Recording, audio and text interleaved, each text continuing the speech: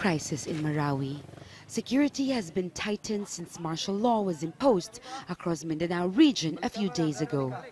President Rodrigo Duterte has ordered troops to crush rebels across the southern Philippines. We were on our way to the city center when we saw commotion and blood on the street. In a ditch are the bodies of 8 men, hogtied and with signs on their chests. The word munafik is written, which means traitor. These 2 women say the men were workers in a rice mill. They were good Christians, they told us, and then they left because they were afraid. The police say the men were killed by a local armed group called the Maute, which pledges allegiance to ISIL. About 60 of them have been battling it out with the Philippine military since Tuesday. Government reports say the Maute has been targeting Christians for years.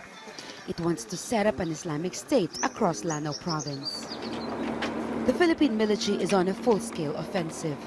Most of the residents of Marawi have fled, but more than 2,000 people remain trapped in their homes.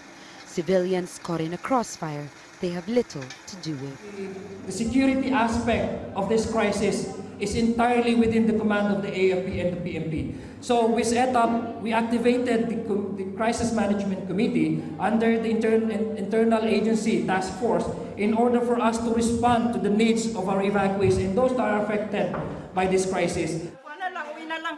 Maharlika Ali is grateful she is able to return to her home. This is what's left after looters came calling. Everything that I worked hard for is gone. Look at my house. They destroyed everything. So too has this medical center occupied by the Maute. It took several days before the Philippine military regained control. In another part of the city, state forces are headed for Ground Zero. We are embedded with the Special Action Force of the Philippine National Police.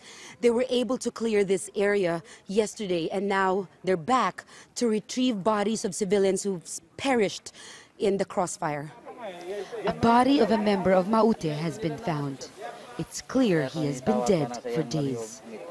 In another dark alley, 4 other bodies, including a little girl huddled behind a dead woman.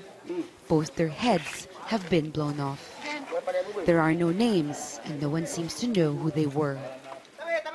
This is what's left of Marawi, what was once a place of refuge for those seeking shelter in the southern Philippines, now a city weighed down by grief.